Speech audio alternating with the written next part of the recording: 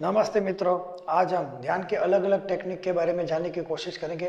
दुनिया में बहुत सारी ध्यान की पद्धतियां मौजूद है, लेकिन गौतम बुद्ध एक अलग तरीके से ध्यान करवाते थे। गौतम बुद्ध का ध्यान का तरीका था अपने ही श्वासों पे चित्त रखना। तो किस तरह से करते थे? गौतम बुद्ध ऐसा बताते थे, हम सब जिंदा है क्योंकि सांस ले रहे हैं इसलिए जिंदा है। अगर हम सांस नहीं लेते तो जिंदा नहीं रह पाते। तो हमारे जीवन का मुख्य अंग है वो श्वास है। श्वास पे अगर चित्त रखा जाए तो हमारे ध्यान की अच्छी अनुभूति हो सकती है, क्योंकि मन सतत भटकता रहता है। मन कभी यहाँ होता है कभी वहां होता है, तो मन को वश करना बेहद मुश्किल है। लेकिन सांस पे अगर हम मन को टिकाए रखें तो हमें असली जानकारी प्राप्त हो सकती है। तो मन अगर शुद्ध हुआ तो परमात्मा के ज्ञान, पूरे ब्रह्मांड का ज्ञान हमें मिल सकता है। तो गौतम बुद्ध ने सांसों पे चित्त रखने पे बहुत ज्यादा जोर दिया था, क्योंकि जब सांसों पे चित्त रखते हैं तब हम एकदम वर्तमान में होते हैं, हमें हमारा मन एकदम शुद्ध प्रक्रिया में शामिल होता है, तो हमारे ध्यान की अति उच्च स्थिति बन सकती है। तो गौतम बुद्ध की ये जो तकनीक है वो सिर्फ गौतम बुद्ध ने नहीं ढूंढी थी, उससे वर्षों पुराने हमारे ऋषियों ने जो का बहुत साल पहले, हजारों साल पहले ये टेक्निक बताई थी, जिसका नाम था सोहम। तो सोहम टेक्निक क्या है? वही गौतम बुद्ध की टेक्निक है जो गौतम बुद्ध ने पूरी दुनिया में प्रचलित कर दी है। लेकिन सोहम टेक्निक बहुत कम फेमस है। जो बहुत ध्यान के बारे में रिसर्च करते, बहुत ध्यान के बारे में जानते, उनको ही ये सोहम, बहुत सारा इसके बारे में पढ़ते, उनको ही ये सोहम टेक्निक के बारे में जानकारी होती है। सोहम, जब भी हम श्वास लेते हैं तो जब श्वास लेते तो सो शब्द आवाज सुनाई देता है, और जब श्वास छोड़ते हैं तो हम नम का आवाज आती है। तो जब भी सांस लेते हैं सो हम, सो हम, सो हम, इस तरह से कंटिन्यूअसली हमारा ये मंत्र चैंटिंग होता रहता है। तो गौतम बुद्ध ने क्या बताया? अगर आप श्वासों पे चित्त रखते हो तो हम, अगर डेड बॉडी है तो सांस तो लेंगे नहीं, क्योंकि निर्जीव चीजें सांस नहीं लेती। इंसान मर जाता है, सांस नहीं ले सकता, मतलब सांस लेने वाला कोई अंदर है। तो जो सांस ले रहा है वही जीवन है, वही असली है।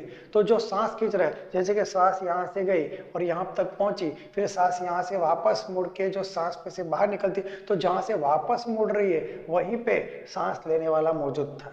तो जहां पे सांस टर्न मार के बाहर आ रही है, जो टर्न मार रही है, तो वही श्वास ले रहा था, ऐसा गौतम बुद्ध बताते। और अगर माइंड से सांस का पीछा करे तो जो सांस वहां पर जाके रुकती है और जहां से टर्न मार के वापस आती है, तो जो ऊपर जो टर्न मारती है, जैसे घंटे के ऐसे कैसे पहिए दो दो घूमते हैं, उसके बीच में ऐसे ही पट्टी चलती रहती। इसी तरह से यहाँ जो टर्न मारे और जो लोकेशन है वही हमारी आत्मा है, और जहाँ पे ऊपर टर्न मारे और घूम के वापस आए तो वही परमात्मा है। तो इतनी आसान प्रक्रिया गौतम बुद्ध ने पूरी दुनिया को सिखाई थी कि जहाँ पे अंदर टर्निंग हो रही है सांस की, वो आत्मा, और जहां से बाहर टर्निंग हो रही है वो परमात्मा। सांसों का अगर पीछा किया जाए तो पूरे ब्रह्मांड का रहस्य खुल सकता है, ऐसा गौतम बुद्ध बताते थे। तो यही बात सोहम में ऋषियों ने हजारों लाखों साल पहले बताई थी कि सोहम, जब हम सांस लेते हैं तब सो शब्द सुनाई देता है, और जब सांस छोड़ते तब हम नाम का शब्द सुनाई देता है। तो ऋषियों ने इस सोहम शब्द का मतलब निकाला। सो मतलब वो, हम मतलब मैं, सो हम, वो मैं ही हूँ, वो मैं ही हूँ, मैं ही हूँ, यही शब्द उन्होंने बताया था। जैसे नदी के पानी को नदी में से अलग कर दिया जाए तो भी वो नदी का पानी रहता है, नदी में डालने के बाद वो मिक्स हो जाएगा। इसी तरह से आत्मा परमात्मा में से निकली है, तो परमात्मा में जो गुण है वही आत्मा में गुण है। तो आत्मा और परमात्मा ऐसे देखा जाए तो एकदम समान है, बस खाली वो अलग है। तो अलग है इसलिए ये सब माया है, सब चक्कर है, सब मगजमारी है। जब तक हम अपने आप को शरीर मन बुद्धि समझते, तब तक हम ये दुनिया में मोह माया ग्रस्त रहते। ले जैसे हम अपने आप को शुद्ध और पवित्र आत्मा समझते तो हम परमात्मा की ओर गतिशील करते, और धीरे धीरे परमात्मा में मिक्स होके, जैसे नदी सागर में मिक्स हो जाती है, इस तरह से आत्मा भी परमात्मा में विलीन हो जाती है, क्योंकि वो आत्मा परमात्मा में से ही निकली थी। ये पूरी दुनिया जो सजीव निर्जीव दोनों दुनिया, सजीव दुनिया भी परमात्मा में से निकली है, निर्जीव दुनिया भी परमात्मा में से निकली है। सजीव भी परमात्मा में से निकले, निर्जीव भी दुनिया परमात्मा में से ही निकली है। तो परमात्मा में से पूरा जगत निकला हुआ है जो निर्जीव है, और परमात्मा में पूरे सजीव, जितने भी दुनिया में 84 लाख प्रकार के जो प्राणी है, वो सब भी परमात्मा में से ही उत्पन्न हुए हैं। तो गौतम बुद्ध ऐसा बताना चाहते हैं कि अगर यहाँ पे हम टर्न मारते हैं तो हमारी आत्मा है, और जहाँ पे टर्न मारती है वहाँ पे परमात्मा है। तो दो के बीच में हमारा पूरा माइंड होना चाहिए, और अगर हम सांसों का पीछा करते तो खुद को भी प्राप्त कर लेते, और सांसों का बाहर पीछा करते तो परमात्मा को प्राप्त कर लेते। तो हमें अपने सांसों पे चित्र रखने से ऋषियों ने ढूंढा कि सोहम शब्द की आवाज आ रही है। तो हमें कुछ भी मंत्र करना हो, कभी ध्यान करना हो, तो हमें बहुत मेहनत लगती है कि जैसे कि आपको ओम नमः शिवाय बोलना हो, गायत्री मंत्र जपना हो, या कोई भी मंत्र जो आपका फेवरेट है वो मंत्र आपको जपना हो, तो बहुत मेहनत करनी पड़ती, बहुत बोलना पड़ता है, बहुत माइंड को लगाना पड़ता है। पर सोहम में ऐसा कुछ भी नहीं है, आपको कोई मेहनत नहीं करनी पड़ती। सांसों पे सांस लेने में क्या किसी को मेहनत करनी पड़ती है? सांस अपने आप प्राकृतिक तरीके से चलता है। आप कोई मंत्र दिन में 1000 बार बोल सकते हो, 10,000 बार बोल सकते हो, लेकिन लाखों लाखों बार तो नहीं बोल सकते, क्योंकि 24 घंटे किसी मंत्र को जप ही नहीं सकते हम। तो हमारा शरीर दिन में 22,000 सांसें लेता है, तो हम 22,000 मंत्र दिन में कभी नहीं बोल सकते, क्योंकि दूसरे बहुत सारे काम हम करते हैं। लेकिन अगर हमारा मन हमारा श्वास पे चला जाए, तो जैसे ही श्वास पे मन जाता है तो सोहम शब्द की आवाज आती है, तो वो मंत्र आपका शुद्ध गिना जाता है। लेकिन हम सोहम मंत्र तो चालू है हमारे शरीर में, अनाहत नॉन स्टॉप ये मंत्र हो रहा है। सांस आ रही है सो, सांस जा रही है हम, सांस आ रही है सो, सांस जा रही है हम, तो ये सोहम सोहम मंत्र चालू है। लेकिन एक एक सांस वेस्ट हो रही है, क्योंकि हमारा मन उस पर नहीं जा रहा है, तो वो कामयाब नहीं हो रहा है, वो मंत्र फेल जा रहे हैं। लेकिन जब जब हमारा ध्यान हमारी ही श्वास पे जाता है, तो सोहम मंत्र काउंट हो जाता है, वो शुद्धिकरण की प्रक्रिया में शामिल हो जाता है। तो जितना हम सांसों पे चित्र रखें गौतम बुद्ध के जैसे, तो भी हमें अपनी आत्मा और परमात्मा के बीच की जो फ्रीक्वेंसी है वो उसमें हम आ सकते हैं, अपनी प्रक्रिया को शामिल कर सकते हैं। पर अगर हम अपने आप को सोहम मंत्र में भी अगर ले जाए, तो सोहम मंत्र भी वही लाता है, वही मैं हूँ, वही मैं हूँ। तो मतलब दोनों ही प्रक्रिया समान है।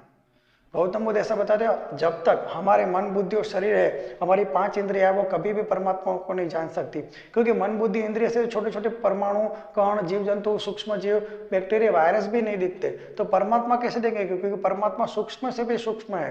तो हमारी आंखें, कान, नाक कभी भी परमात्मा के देख ही नहीं सकते, परमात्मा को जान ही नहीं सकते, क्योंकि ये सब दुनिया के नॉन लिविंग चीजों का हिस्सा है। तो क्या बचा साधन परमात्मा को जानने के लिए? तो परमात्मा को जानने का एक ही साधन है, हमारे शरीर में जो मन है वो सूक्ष्म से भी सूक्ष्म है, तो सूक्ष्म को सूक्ष्म ही जान सकता है। हमारी आंखें, कान, नाक, ये सब क्या कहते हैं, निर्जीव है, और स्थूल है, ये फिजिकल है, वो कभी परमात्मा को नहीं जान सकते। तो हमारे शरीर में एक चीज परमात्मा ने रखी है, वो भी परमात्मा की कृपा से ही है। हमारा मन चाहे तो दुनिया में लग के दुनिया के बारे में जान सकता है, हमारा मन जो अति सूक्ष्म है परमात्मा में लगे तो परमात्मा की जानकारी प्राप्त कर सकता है, क्योंकि सूक्ष्म है, दुनिया का भी सूक्ष्म जान सकता है और परमात्मा का भी सूक्ष्म जान सकता है। सारा खेल मन को सांसों पे लगाने का है, सारा खेल मन को एक जगह पे टिकाने का है। अगर आप अपना मन एक जगह पे टिका सकते हो और निर्विचार की स्थिति प्राप्त कर सकते हो, तो मन में इतनी अलग प्रकार की ज्ञान, अलग प्रकार का ध्यान, अलग प्रकार का नॉलेज उत्पन्न होता है, जो परमात्मा तक ले जा सकता है। कैसे? तो सबसे पहले हमें अपने आप को जानना होगा। जब हम अपने आप को जानते हैं, तब हमारी आत्मा शुद्ध और पवित्र होकर आत्मा ही परमात्मा में जाने का रास्ता खुद ढूंढ लेती है। तो हमें क्या रास्ता ढूंढना है? हमें अपने ही तक जाने का रास्ता ढूंढना है। जब तक हम अपने आप तक नहीं जानते, अपनी शुद्ध और पवित्र को आत्मा को नहीं जानते, तब तक ये रास्ता बंद है। जैसे ही हम अपने आप को जानते हैं, आत्मा साक्षात्कार की स्थिति आ जाती है, फिर आत्मा ही परमात्मा का सारा तप खुद में खुद कर लेती है। तो रास्ता क्या है? अंदर से जाने का रास्ता है, बाहर ढूंढना ही असंभव है, क्योंकि सूक्ष्म से सूक्ष्म परमात्मा है, हमारी इंद्रियां जान ही नहीं सकती। तो मन का इस्तेमाल करना पड़ेगा, और मन बाहर ढूंढेगा तो दुनिया में लिप्त हो जाता है। तो मन को अपने ही अंदर श्वासों पे चित रख के अपनी ही आत्मा को जानने का एक रास्ता बचता है, और उस रास्ते से हम परमात्मा तक पहुंच सकते हैं।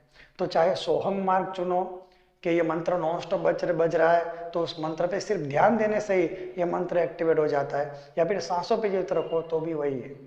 तो बहुत सारे मंत्र भजने पड़ते हैं, लेकिन सोहम मंत्र हमें कभी करना ही नहीं पड़ता। जैसे सांस पे चित रख तो सोहम मंत्र गिना जाता है, और लाखों बार कर सकते हैं। इतना आसान मंत्र परमात्मा ने हम पे कृपा करके दिया हुआ है।